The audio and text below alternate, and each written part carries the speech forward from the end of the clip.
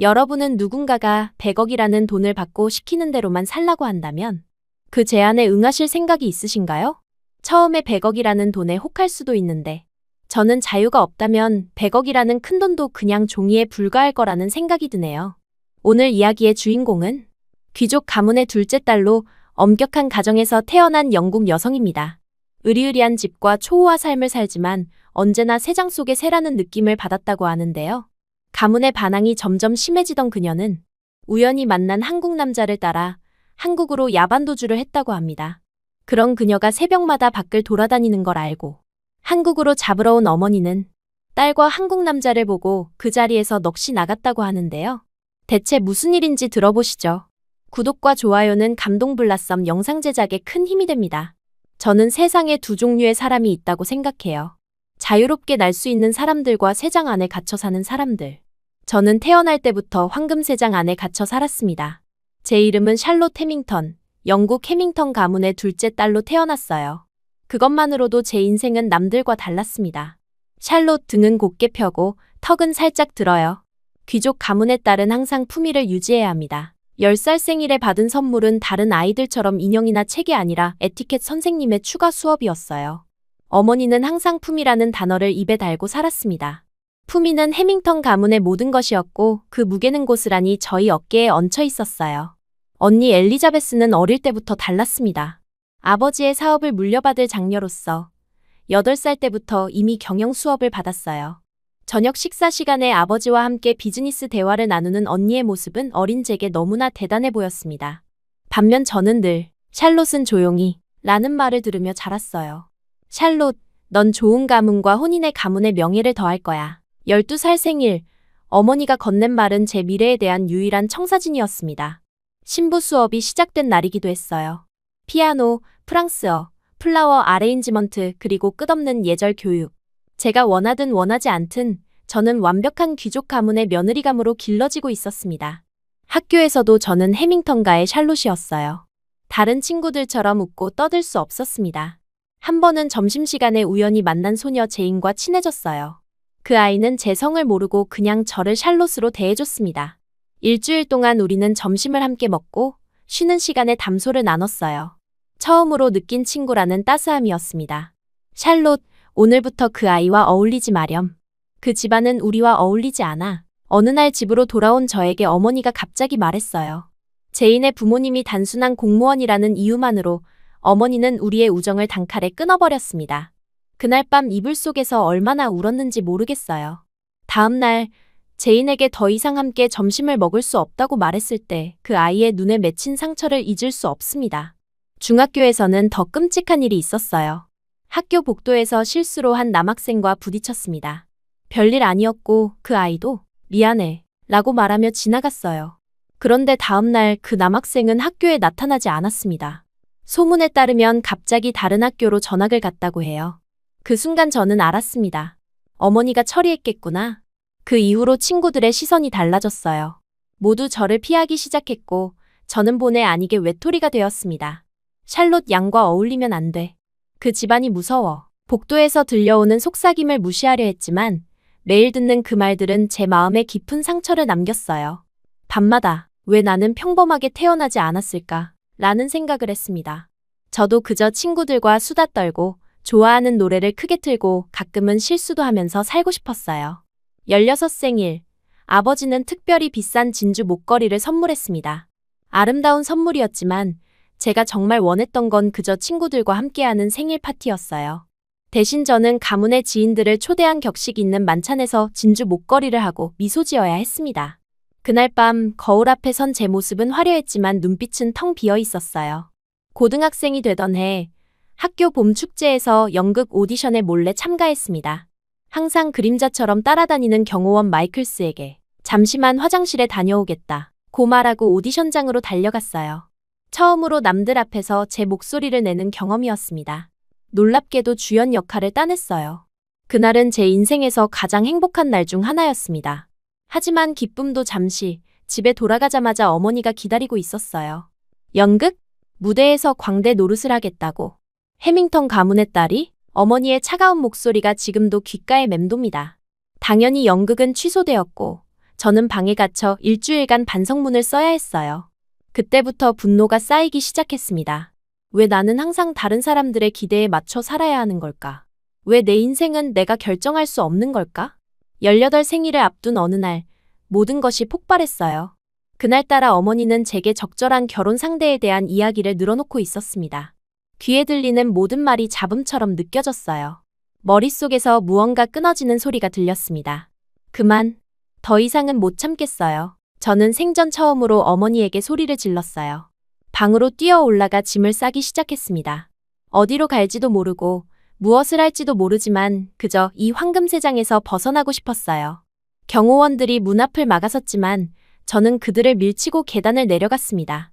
현관문 앞에서 어머니와 마주쳤어요. 샬롯 해밍턴, 당장 방으로 돌아가세요. 어머니의 목소리는 얼음처럼 차가웠지만 저는 물러서지 않았어요. 싫어요. 더 이상 이렇게 살고 싶지 않아요.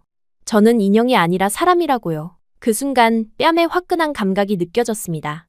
어머니가 제 뺨을 때린 거예요. 태어나서 처음 맞은 뺨이었습니다. 충격으로 말문이 막혔어요. 눈물이 볼을 타고 흘러내렸지만 슬픔보다는 분노가 더 컸습니다. 당장 방으로 돌아가. 당분간 외출 금지야. 어머니의 말에 저는 고개를 푹 숙인 채 방으로 돌아갔어요. 그렇게 며칠이 지났습니다. 저는 한 발자국도 방 밖으로 나가지 않았어요. 식사도 거부했고 수업도 거부했습니다. 창문으로 들어오는 햇살만 바라보며 침대에 누워 있었어요. 이것이 제 유일한 저항이었습니다. 사흘째 되는 날, 어머니가 직접 제 방을 찾아왔어요. 이제 그만해. 대체 이렇게까지 하는 이유가 뭐니? 저는 대답하지 않고 천장만 바라봤습니다. 어머니는 한숨을 내쉬며 침대 끝에 앉았어요. 내가 원하는 게 뭐냐? 어머니의 목소리에서 처음으로 지친 기색이 느껴졌습니다. 저는 천천히 몸을 일으켰어요. 대학을 마칠 때까지는 제가 하고 싶은 대로 살게 해주세요. 눈물이 눈가에 맺혔지만 목소리는 단단했습니다. 어머니는 잠시 침묵했어요. 말도 안 되는 소리. 넌 해밍턴 가문의 딸이야. 그럼 영원히 이 방에서 나가지 않을 거예요. 먹지도 마시지도 않을 거고요. 치열한 말싸움이 이어졌습니다. 처음으로 제 목소리를 내며 맞서는 저를 보며 어머니는 당황한 기색이 역력했어요. 결국 저녁이 되어서야 어머니는 한 가지 제안을 했습니다. 좋아. 대학 졸업까지는 일정 부분 자유를 주는 걸 약속할게. 하지만 조건이 있어요. 첫째, 가문의 명예를 훼손하는 행동은 절대 안 돼. 둘째, 우리가 지정한 대학에 진학해야 해요. 셋째, 경호원은 계속 동행할 겁니다. 그것은 완전한 자유가 아니었지만 적어도 숨통이 트이는 느낌이었어요. 저는 고개를 끄덕였습니다. 감사합니다, 어머니. 그렇게 저는 케임브리지 대학교 진학을 준비하기 시작했어요. 황금세장의 문이 조금은 열린 것 같았습니다. 하지만 저는 알고 있었어요. 진정한 자유는 아직 멀었다는 것을. 그래도 이제 첫 발을 내딛었으니 언젠가는 내 날개로 하늘을 날 수 있을 거라고 믿었습니다. 케임브리지 입학 통지서를 받던 날, 창밖을 날아다니는 새들을 바라보며 생각했어요. 곧 나도 저렇게 자유롭게 날 수 있을까? 아직은 반쪽짜리 자유였지만 적어도 시작이었습니다. 그리고 저는 그 시작을 소중히 여겼어요. 케임브리지의 첫날, 처음으로 경호원 마이클스와 일정 거리를 두고 캠퍼스를 걸을 수 있었어요. 겉으로 보기엔 평범한 대학생 같았지만 사실 저는 여전히 보이지 않는 줄에 묶여 있었습니다. 기숙사 대신 어머니가 마련한 개인 아파트에서 지내야 했고 수업이 끝나면 곧장 돌아와야 했어요. 진정한 자유는 아니었지만 그래도 숨통이 트이는 기분이었습니다. 영문학을 전공으로 선택했어요. 어릴 때부터 책을 통해 다른 세계로 도망치곤 했기 때문입니다. 처음으로 제가 선택한 수업, 제가 읽고 싶은 책들을 접할 수 있다는 것만으로도 가슴이 설렜어요. 하지만 여전히 친구를 사귀는 건 쉽지 않았습니다. 다들 제 주변에 맴도는 경호원을 의식했고 해밍턴가의 딸이라는 소문은 이미 퍼져 있었어요. 개강 한 달이 지나던 어느 가을날 캠퍼스 잔디밭에 혼자 앉아 시집을 읽고 있었습니다. 바람이 살짝 불자 머리핀이 빠져 굴러갔어요. 그때 한동양인 청년이 다가와 제 머리핀을 주워 건넸습니다. 이거 떨어뜨리셨나 봐요. 낯선 억양의 영어였지만 그의 미소는 참 따뜻했어요. 역시 자신에게 말을 거는 사람이라 의아했었는지 외지인이었습니다. 자신을 그대로 봐줄 그 남자와 잠시 더 대화를 나누고 싶었지만 그는 이미 돌아서려 했어요. 혹시 같이 커피 한잔 하실래요? 제 말에 그가 고개만 까딱하고 가려 하자 순간 화가 치밀었습니다. 저랑 커피 마시면 누가 잡아가기라도 해요? 제가 괴물인가요? 소리를 지르고 나서 스스로 놀랐어요. 그 청년도 당황한 표정이었습니다. 그의 난처한 웃음에 오히려 제가 미안해졌어요. 신뢰를 범했다는 생각에 얼굴이 화끈거렸습니다. 죄송해요. 제가 너무 무례했네요. 그런데 그가 갑자기 밝게 웃으며 말했어요. 아니에요. 그럼 연락처라도 교환할까요? 다음에 시간 될 때 커피 마시면 되죠. 이렇게 해서 제 휴대폰에 처음으로 가족 이외의 연락처가 저장되었습니다. 그의 이름은 김재호, 한국에서 온 교환학생이었어요. 평범한 만남이었지만 제 인생에선 작은 혁명이었습니다. 며칠 후 용기를 내어 그에게 메시지를 보냈어요. 놀랍게도 그는 금방 답장을 보내왔고 캠퍼스 카페에서 만나기로 했습니다. 약속 장소로 향하는 내내 가슴이 두근거렸어요.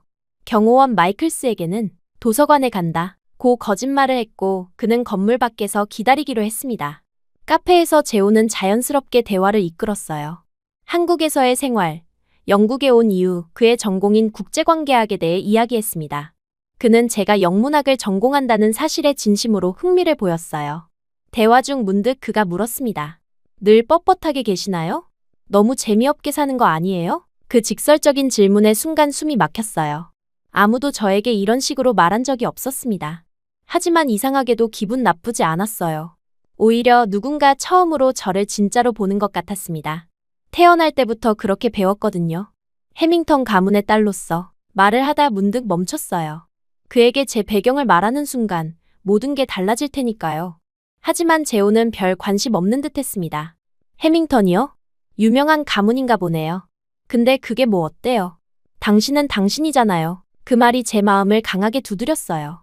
당신은 당신이라는 단순한 문장이 이토록 위로가 될 줄 몰랐습니다. 그날 이후 우리는 종종 메시지를 주고받았어요. 경호원의 눈을 피해 도서관이나 카페에서 만나 대화를 나눴습니다. 재호에게 조금씩 제 이야기를 털어놓게 되었어요. 그는 전혀 다른 세계에서 온 사람이었지만 오히려 그래서 더 편했는지도 모릅니다. 한 달쯤 지났을 때 재호가 특별한 제안을 했어요. 오늘은 캠퍼스 밖으로 나가보는 건 어때요? 런던 소호에 유명한 한국 포차가 있거든요. 순간 긴장했습니다. 캠퍼스를 벗어나면 경호원 마이클스의 감시를 피하기 어려웠어요. 하지만 동시에 가슴 한편에서는 모험을 향한 설렘이 피어올랐습니다. 경호원이 따라다녀요. 쉽지 않을 거예요. 방법이 있어요. 수업 끝나고 여학생 화장실로 들어가세요. 제 친구 에밀리가 도와줄 거예요. 그녀의 옷으로 갈아입고 뒷문으로 나오면 돼요. 정말 영화 같은 계획이었어요. 두려움과 설렘이 교차했지만 결국 그의 계획을 따르기로 했습니다. 놀랍게도 계획은 성공했어요. 에밀리의 후드티와 청바지로 갈아입고 모자를 눌러 쓴 채 뒷문으로 빠져나왔습니다. 재호가 기다리고 있었고 우리는 서둘러 지하철역으로 향했어요. 런던 소호의 한국 포차는 제가 상상했던 것과 완전히 달랐습니다. 좁은 공간에 사람들이 빼곡히 앉아 시끌벅적하게 대화를 나누고 있었어요. 벽에는 이해할 수 없는 한글로 된 포스터들이 붙어 있었습니다. 재호는 저를 구석 자리로 안내했어요. 소주를 마셔볼래요? 한국의 전통주예요. 태어나서 처음 마셔보는 소주의 맛은 쓰고 강했지만 이상하게도 기분 좋은 열기가 몸에 퍼졌어요. 한 잔, 두 잔. 소주와 함께 재호가 주문한 부대찌개라는 음식을 먹으며 시간 가는 줄 몰랐습니다. 알딸딸한 기분 속에서 처음으로 가슴속 이야기를 쏟아냈어요. 사실 저는 평생 새장 속에서 살았어요. 황금으로 된 아름다운 새장이지만 결국은 새장이죠. 웃고 싶을 때 웃지 못하고 울고 싶을 때 울지 못했어요. 해밍턴가의 품위, 가문의 명예. 그런 말들이 항상 제 어깨를 누르고 있었습니다. 재호는 진지하게 제 이야기를 들어주었어요. 그리고 소주잔을 들어 제게 건넸습니다. 내가 보기엔 당신은 이미 충분히 강해요. 그 새장 문을 열고 나올 힘이 있어요. 당신의 인생은 당신 거예요. 부모님이 아니라 당신이 살아야 해요. 그 말은 마치 주문처럼 제 가슴에 깊이 새겨졌습니다. 그날 밤 우리는 런던 거리를 취기에 살짝 흔들리며 걸었어요. 재호는 제 손을 잡았고 처음으로 느껴보는 따스함에 가슴이 떨렸습니다. 경호원도 가문의 체면도 잊은 채 그저 한 사람으로서 걷는 느낌이었어요. 하지만 현실은 냉혹했습니다. 자정이 훌쩍 넘어 아파트로 돌아오자 어머니가 대기하고 있었어요. 마이클스가 저희 실종을 즉시 보고했던 겁니다. 샬롯 해밍턴, 술에 취해 귀가하다니. 이것이 그토록 원하는 자유의 이유야? 어머니의 분노는 차갑고 날카로웠어요. 그날 밤 다시 한번 외출 금지 처분을 받았습니다. 하지만 이번엔 달랐어요. 제 안에 무언가가 깨어났기 때문입니다. 재호와의 만남, 그의 말들, 그리고 그날 밤의 자유로움은 지울 수 없는 경험이 되었어요. 일주일간의 감금 생활 동안 재호와 몰래 메시지를 주고받았습니다. 그는 곧 교환학생 기간이 끝나 한국으로 돌아간다고 했어요. 그 소식에 가슴이 무너지는 듯 했습니다.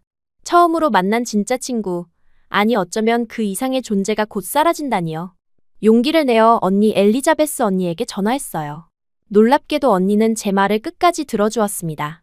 샬롯, 내가 그렇게 행복해하는 목소리는 처음 들어. 정말 그 사람과 함께 있고 싶은 거야? 네, 언니. 지금 이 순간만큼은 확신해요. 전화기 너머로 언니의 깊은 한숨이 들렸어요. 알았어. 내가 도울 수 있는 방법을 찾아볼게.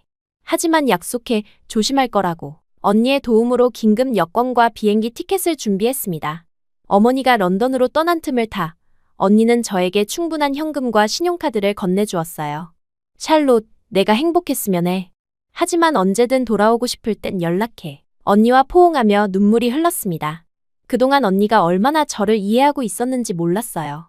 결국 재호의 귀국 비행편과 같은 날, 저는 경호원의 감시를 피해 히드로 공항으로 향했습니다. 가슴은 두려움과 설렘으로 가득했어요. 공항에서 재호를 만났을 때 그의 놀란 표정을 잊을 수 없습니다. 정말 올 줄 몰랐어요. 진짜 용감하네요. 그렇게 저는 생애 처음으로 영국을 떠나 한국으로 향했어요. 비행기 창밖으로 보이는 구름 위로 저는 마침내 황금세장을 벗어나 날개를 펴고 있었습니다.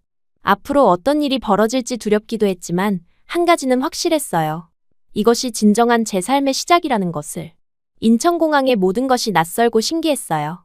공항 안내 방송이 영어와 한글로 번갈아 흘러나오는 가운데 저는 재호의 손을 꼭 잡고 입국장을 빠져나왔습니다. 영국을 떠나온 것이 실감나지 않았어요. 어쩌면 꿈을 꾸고 있는 건지도 모른다는 생각이 들었습니다. 이제 어디로 가죠? 재호는 미소를 지으며 일단 제 자취방으로 가요. 그리고 내일부터 당신이 지낼 곳을 알아보면 될 것 같아요. 라고 했어요. 공항에서 서울 시내로 향하는 공항철도에 몸을 실었습니다. 창밖으로 보이는 풍경은 런던과는 완전히 달랐어요. 고층 아파트들이 빽빽하게 들어선 도시 풍경, 한글로 된 간판들, 그리고 분주하게 오가는 사람들. 모든 것이 새롭고 신선했습니다. 재호의 자취방은 원룸촌이라고 불리는 작은 원룸이 모인 동네에 있었어요. 좁은 공간이었지만 그는 그곳에서 불편함 없이 생활하고 있었습니다. 첫날 밤, 우리는 근처 편의점에서 라면과 삼각김밥으로 간단히 저녁을 해결했어요. 용기에 담긴 인스턴트 음식이었지만 그 어떤 고급 레스토랑의 코스 요리보다 맛있게 느껴졌습니다. 다음 날부터 본격적인 한국 생활이 시작되었어요. 언니가 준 돈으로 홍대 근처에 작은 원룸을 구했습니다. 월세는 비쌌다고 재호가 말했지만 제 이름으로 계약한 첫 집이라는 사실과 자유라는 이름의 월세는 전혀 비싸지 않았어요. 저는 가슴이 벅찼어요. 영국에서는 상상도 할 수 없었던 일이었습니다. 이제 진짜 독립했네요. 방 한 칸, 작은 주방 그리고 욕실이 전부인 공간이었지만 그곳은 제 왕국이었어요. 누구의 눈치도 보지 않고 누구의 허락도 필요 없이 제 마음대로 할 수 있는 공간. 처음으로 자유라는 단어의 의미를 온전히 느꼈습니다. 재호는 학교 수업과 아르바이트로 바빴지만 틈틈이 저를 찾아와 한국 생활에 적응할 수 있도록 도와주었어요. 한국어 몇 마디를 가르쳐주고 지하철 타는 법부터 배달 음식 주문하는 방법까지 하나하나 알려주었습니다. 그의 도움으로 조금씩 한국 생활에 적응해갔어요. 어째 어머니가 조용하다고 생각했어요. 처음엔 언니를 봐서 참은 거겠죠. 그러나 한 달이 지났을 때 어머니로부터 첫 연락이 왔습니다. 차갑고 단호한 목소리였어요. 샬롯, 이제 장난은 그만하고 돌아와. 충분히 놀았잖아. 마치 제가 방학 여행을 온 것처럼 말하는 어머니의 태도에 화가 났어요. 하지만 이번엔 예전처럼 순순히 따르지 않기로 했습니다. 어머니, 저는 놀러 온 게 아니에요. 1년만이라도 제 삶을 살고 싶어요. 그동안 항상 가문을 위해 살았잖아요. 이번엔 저 자신을 위해 살고 싶습니다. 전화기 너머로 어머니의 날카로운 숨소리가 들렸어요. 잠시 침묵이 흐른 후 어머니는 일주일 내로 돌아오지 않으면 모든 지원을 끊겠어요. 라고 경고했습니다. 그렇게 전화는 끊겼어요. 어머니의 협박에 잠시 흔들렸지만 재호의 응원으로 다시 마음을 다잡았습니다. 그는 돈이 문제라면 일을 하면 돼요. 한국에서 외국인도 할 수 있는 일이 많아요. 라고 말했어요. 그의 제안으로 홍대 근처의 작은 카페에 아르바이트 지원서를 냈습니다. 놀랍게도 면접에서 합격했어요. 영어를 구사하는 외국인 직원이 필요했던 카페 사장님은 저를 반갑게 맞아주었습니다. 그리고 이쁜 외국인이면 무조건 환영한다고 하셔서 크게 웃었어요. 첫 출근 날, 앞치마를 메고 카운터 앞에 서는 순간이 아직도 생생해요. 손님들의 주문을 받고, 음료를 만들고, 테이블을 닦는 일. 모든 것이 새롭고 어색했지만 동시에 가슴 뛰는 경험이었습니다. 아메리카노 한 잔 주세요. 처음으로 받은 주문에 손이 떨렸어요. 실수하지 않으려고 너무 긴장한 나머지 커피를 엎지르기도 했습니다. 하지만 동료들이 친절하게 도와주었고 점차 일에 익숙해졌어요. 특히 외국인인 저를 신기해하는 손님들과 짧은 영어 대화를 나누는 것이 즐거웠습니다. 밤 11시까지 이어지는 늦은 근무 시간이 힘들 때도 있었어요. 하지만 첫 월급을 받던 날의 기쁨은 말로 표현할 수 없었습니다. 제 힘으로 번 돈, 그것은 단순한 금액 이상의 의미였어요. 그날 저녁, 제오와 함께 삼겹살집에서 소주를 마시며 제 첫 월급을 축하했습니다. 해밍턴가의 딸이 이제 서빙 일을 하다니 어머니가 알면 기절하시겠네요. 농담처럼 말했지만 사실 그 상황이 가끔은 비현실적으로 느껴졌어요. 영국에서의 삶과 한국에서의 삶은 너무나 달랐습니다. 하지만 이상하게도 여기서의 삶이 더 진짜 같았어요. 내 손으로 일하고, 내 돈으로 생활하고, 내 선택으로 하루를 채워가는 이 시간들. 비록 피곤하고 때로는 힘들었지만 그 어느 때보다 살아있다고 느꼈습니다. 제오와의 관계도 깊어졌어요. 함께 한강공원을 산책하고 주말에는 경복궁이나 남산타워 같은 관광지를 다니며 서울을 탐험했습니다. 그의 손을 잡고 걷는 순간들이 행복했어요. 어느 날 밤, 남산타워에서 서울의 야경을 바라보며 우리는 첫 키스를 나눴습니다. 그 순간 이 모든 선택이 옳았다고 확신했어요. 하지만 평화로운 시간도 잠시, 어느 날 카페에서 일하고 있을 때 한 손님이 저를 유심히 바라보더니 사진을 찍었습니다. 불쾌했지만 그냥 넘어갔어요. 그로부터 일주일 후 어머니로부터 또 다시 전화가 왔습니다. 샬롯, 매일 밤 늦게까지 카페에서 웃음까지 팔고 일한다는 소식을 들었다. 사진까지 받았어. 해밍턴 가문의 딸이 웨이트리스라니 이런 수치를 느끼게 해야겠니? 매일 새벽에 밖에 돌아다닌다는 게 말이나 되는 일이니? 결국 누군가가 저를 알아보고 제보한 모양이었어요. 어머니는 곧 한국으로 오겠다고 했습니다. 그 말에 가슴이 철렁 내려앉았어요. 하지만 이번엔 도망치지 않기로 했습니다. 맞서 싸울 준비가 되어 있었어요. 일은 일이니까 저는 평소와 같이 일을 나갔고 언제 도착하셨는지 앞치마를 두른 책카페 문을 나서는 제 모습을 본 어머니의 표정은 잊을 수 없습니다. 충격과 분노 그리고 무언가 다른 감정이 뒤섞인 표정이었어요. 샬롯 해밍턴, 이게 너가 선택한 자유라는 거야? 이렇게 비참하게 일하는 것이? 어머니의 날카로운 질문에 당당히 대답했습니다. 네, 어머니. 이것이 제가 선택한 삶이에요. 비참하지 않아요. 오히려 행복합니다. 어머니는 믿을 수 없다는 듯 고개를 저었어요. 그때 제오가 나타났습니다. 상황을 파악한 그는 침착하게 다가와 자신을 소개했습니다. 안녕하세요, 김제오입니다. 샬롯의 남자친구예요. 어머니의 얼굴이 더욱 굳어졌어요. 제오를 경멸하는 듯한 시선으로 바라보며 말했습니다. 당신 때문에 우리 딸이 이런 상황에 처한 거군요. 제오는 당황하지 않고 차분히 대답했어요. 따님이 저와 만나고 나서 더 품격 있고 아름다워지지 않았나요? 지금이 더 행복한 미소를 지을 수 있는 것 같은데 따님은 저와 있어야 행복합니다. 너무나 당당하고 진실된 그의 말에 저도 놀랐습니다. 어머니는 기가 차서 말문이 막힌 듯 했어요. 그때 옆에 있던 언니는 약간 미소를 지으며 나서서 말했습니다. 어머니, 틀린 말은 아니에요. 샬롯의 표정을 보세요. 이전과 달라졌어요. 더 밝아졌어요. 언니의 말에 어머니는 잠시 저를 유심히 바라봤어요. 분노에 차 있던 눈빛이 잠시 흔들렸습니다. 복잡한 감정이 교차하는 것이 느껴졌어요. 경악스럽다. 어머니의 한마디였지만 그 말에는 단순한 분노를 넘어선 무언가가 담겨 있었습니다. 어쩌면 놀라움, 어쩌면 혼란이었을지도 몰라요. 그날 밤, 우리는 근처 카페에서 긴 대화를 나눴습니다. 어머니는 여전히 저를 영국으로 데려가고 싶어 했지만 제 단호한 태도와 언니의 지지로 조금씩 마음이 흔들리는 듯했어요. 대화를 마치고 나올 때 언니가 살짝 제 손을 잡고 속삭였습니다. 내가 행복해 보여서 다행이야. 그리고 제오에게도 저를 부탁했어요. 제오군, 내 동생을 부탁해요. 언니의 그 말에 눈물이 차올랐어요. 항상 가문의 기대에 맞춰 살아온 언니였지만 그런 언니가 제 선택을 지지해주는 것이 너무나 감사했습니다. 그리고 어머니는 밤늦게 대화한 뒤 나온 한국 길거리에 아직도 왜 이렇게 밝은 거냐고 묻고 여자 혼자 길거리를 다니는 모습을 한참을 바라보셨어요. 제가 위험할까봐 걱정하셨던 거겠죠. 언니에게 밀리다시피 해서 어머니는 호텔로 돌아가셨고, 결국 다음 날 어머니는 언니와 함께 영국으로 돌아가기로 결정했어요. 경호원들도 함께요. 공항으로 향하는 차 안에서 어머니는 마지막으로 말했습니다. 샬롯, 아버지에겐 난 이제 모르는 일이라고 할 거야. 진짜 몰라 알아서 해. 약속대로 1년만 지켜볼 거니까. 그 말은 완전한 승인은 아니었지만 어머니로서는 큰 양보였어요. 공항에서 언니와 포옹하며 작별 인사를 나눴습니다. 행복하게 살아, 샬롯. 그리고 필요하면 언제든 연락해. 언니의 따뜻한 말에 가슴이 뭉클했어요. 어머니와는 형식적인 작별 인사를 나눴지만 그녀의 눈에도 미세한 변화가 보였습니다. 어쩌면 처음으로 저를 한 사람으로 보기 시작한 것 같았어요.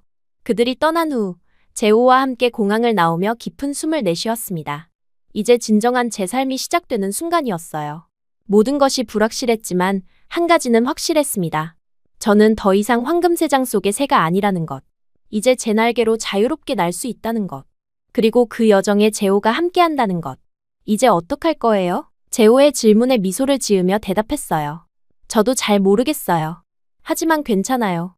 함께 알아가면 되니까요. 손을 꼭 잡고 한국의 따스한 봄 햇살 아래 걸으며 저는 처음으로 진정한 행복이 무엇인지 알게 되었습니다. 그것은 화려한 저택이나 귀족 타이틀이 아니라 바로 이렇게 내가 선택한 삶을 온전히 살아가는 것이었어요. 시간은 참 빠르게 흘러갔어요. 한국에 온 지 어느덧 7년이 지났습니다. 이제는 한국어도 어느 정도 할 수 있게 되었고 김치찌개와 된장찌개를 직접 끓일 정도로 한국 생활에 완전히 적응했어요. 무엇보다 가장 큰 변화는 제 마음속에 있었습니다. 더 이상 해밍턴 가문의 딸이라는 무거운 타이틀에 짓눌리지 않고 그저 샬롯으로 살아가는 법을 배웠어요. 어머니가 허락한 1년은 2년이 되었습니다. 처음에는 매주 전화로 언제 돌아올 거냐 고 물으시던 어머니도 점차 제 선택을 인정하기 시작했어요. 언니 엘리자베스는 석 달에 한 번씩 한국을 방문했고 덕분에 가족과의 연결고리가 완전히 끊어지지 않았습니다. 언니는 아버지의 사업을 본격적으로 배우기 시작했고 점점 해밍턴 그룹의 실세로 자리 잡아 가고 있었어요. 재호와의 결혼을 앞두고 언니를 통해 소식을 전했어요. 어머니는 해밍턴 가문답게 성대한 결혼식을 원하셨지만 가문의 반항아로 찍힌 저는 조용히 치르고 싶었습니다. 그때 아버지에게서 처음으로 전화가 왔어요. 내가 웃는 게 그렇게 예쁘다는데 나는 아직 못 봤구나. 아버지의 목소리에 담긴 외로움이 느껴졌습니다. 언니가 제 행복한 모습을 전했나 봐요. 결국 우리는 한강이 보이는 작은 레스토랑에서 친한 친구들과 재호의 가족 그리고 영국에서 온 언니만 참석한 소박한 식을 올렸어요. 어머니와 아버지는 끝내 참석하지 않으셨습니다. 결혼식 날 저녁 아버지가 다시 전화하셨어요. 샬롯, 내가 행복하다면 그걸로 충분하다. 언젠가 꼭 내 남편을 만나보고 싶구나. 그 한마디가 세상의 모든 축복보다 값졌습니다. 나이가 드시면서 마음이 약해지신 것도 있겠지만 언니가 사업을 인계받으며 아버지의 부담이 줄어든 탓도 있을 거예요. 무엇보다 아버지도 외로우셨겠다는 생각이 들었습니다. 처음으로 아버지가 제 선택을 인정해 주신 순간이었어요. 결혼 후 2년, 우리는 더 큰 도전을 시작했어요. 재호가 일하던 회사를 그만두고 저와 함께 작은 카페를 열기로 했습니다. 홍대에서 조금 떨어진 연남동의 조용한 골목에 자리한 샬롯의 정원이라는 이름의 카페였어요.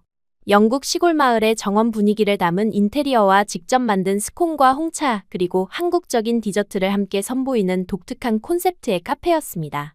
카페를 오픈하기 위해 모아둔 돈이 있었지만 여전히 부족했어요. 그때 아버지가 갑자기 도움을 제안하셨습니다. 언니를 통해 우리의 계획을 전해 들으신 모양이었어요. 필요한 자금을 보내주마. 사업은 초기 자본이 중요하니까. 고마웠지만 재호는 정중히 거절했습니다. 대신 소규모로 시작해서 천천히 키워가겠다고 했어요.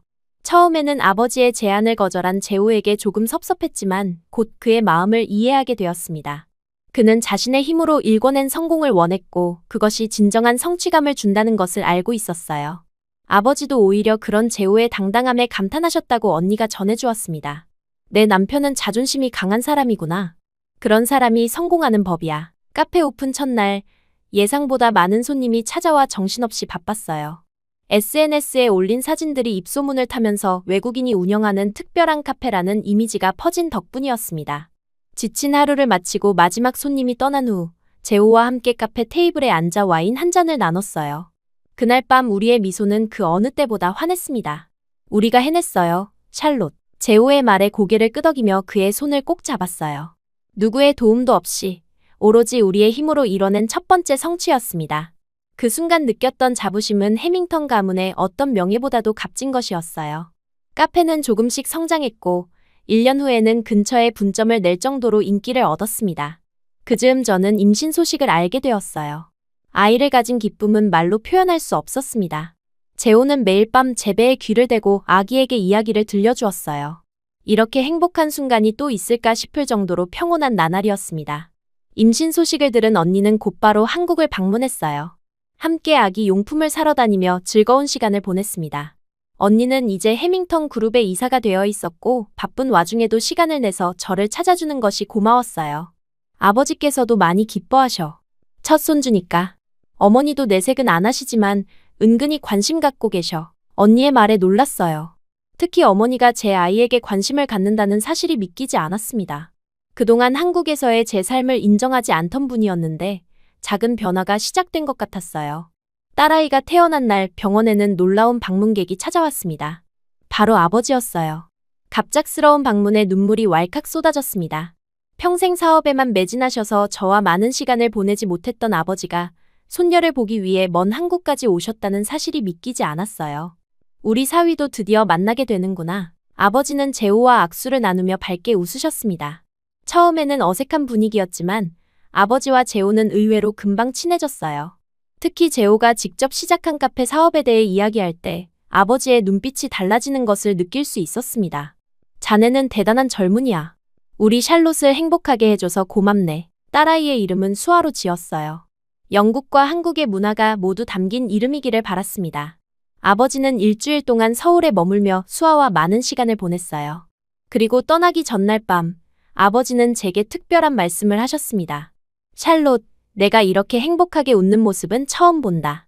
이제야 진짜 내 얼굴을 보는 것 같구나. 그 말에 또다시 눈물이 흘렀어요. 아버지는 어색하게 제 어깨를 토닥이셨습니다. 감정 표현이 서툰 분이었지만 그 순간만큼은 진심이 느껴졌어요. 아버지가 돌아간 후 놀랍게도 어머니로부터 전화가 왔습니다. 오랜만에 연락이었어요. 수아의 사진을 보내줄 수 있을까? 네, 아버지가 보여주셨는데. 조금 더 보고 싶구나. 어머니의 부드러워진 목소리에 놀랐습니다. 그동안 한 번도 보여주지 않았던 모습이었어요. 바로 수아의 사진을 여러 장 보내드렸고 어머니는 짧게 고맙다 라고 답장을 보내셨습니다. 작은 변화였지만 큰 의미가 있었어요. 수아가 1살이 되던 해에는 언니가 특별한 소식을 가지고 왔습니다.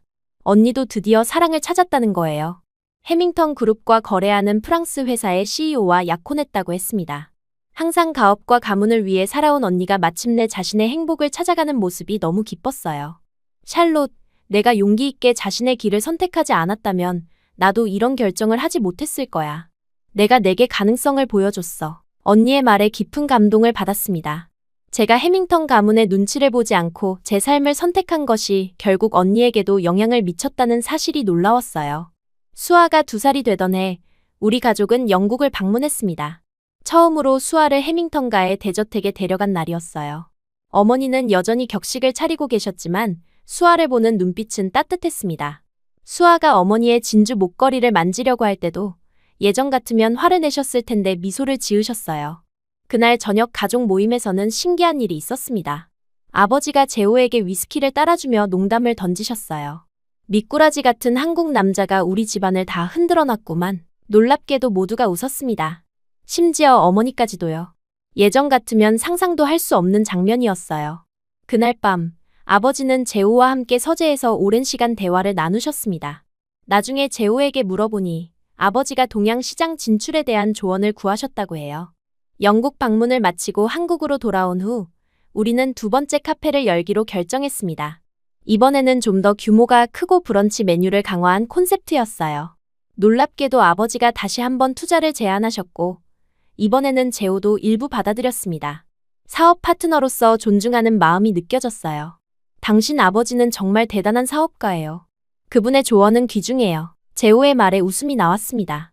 한때는 절대 섞일 수 없을 것 같았던 두 세계가 이렇게 자연스럽게 어우러질 수 있다니 신기했어요. 수아가 3살이 되던 해에 2번째 아이인 아들 이안이 태어났습니다. 이번에는 어머니가 직접 한국을 방문하셨어요. 여전히 격식을 차리는 모습이었지만 예전과는 확실히 달랐습니다.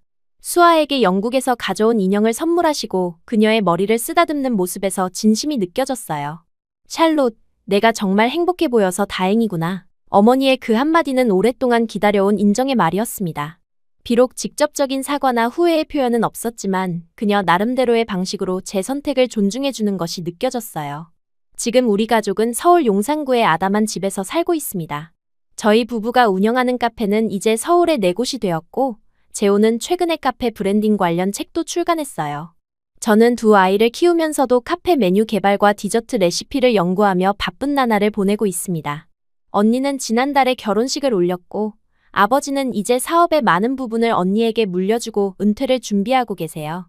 어머니는 여전히 해밍턴가의 가문 행사를 주관하시지만 이제는 가끔 영상통화로 아이들과 대화하기도 하십니다. 가끔 영국 해밍턴가의 대저택을 떠올릴 때면 그곳이 마치 다른 세상의 이야기처럼 느껴져요. 한때 저를 가두었던 황금세장은 이제 더 이상 존재하지 않습니다. 그 세장을 벗어난 순간부터 제 진짜 삶이 시작되었고 그 결정이 결국 제 가족 모두를 변화시켰다는 사실이 놀랍습니다. 재호는 종종 말해요. 당신이 용기 내지 않았다면 우린 지금 여기 없었을 거예요. 그 말에 저는 미소 지으며 대답합니다. 우리 모두가 변했어요. 심지어 변하지 않을 것 같았던 어머니까지도요. 이제 저는 알아요. 진정한 자유란 단순히 물리적인 공간의 제약에서 벗어나는 것이 아니라 자신의 선택을 두려워하지 않는 용기라는 것을. 그리고 그 용기는 때로는 다른 이들에게도 변화의 씨앗이 된다는 것을요. 한때 황금세장에 갇혀있던 소녀가 이제는 자신의 날개로 자유롭게 날며 그 웃음으로 주변의 모든 이들을 변화시키고 있습니다.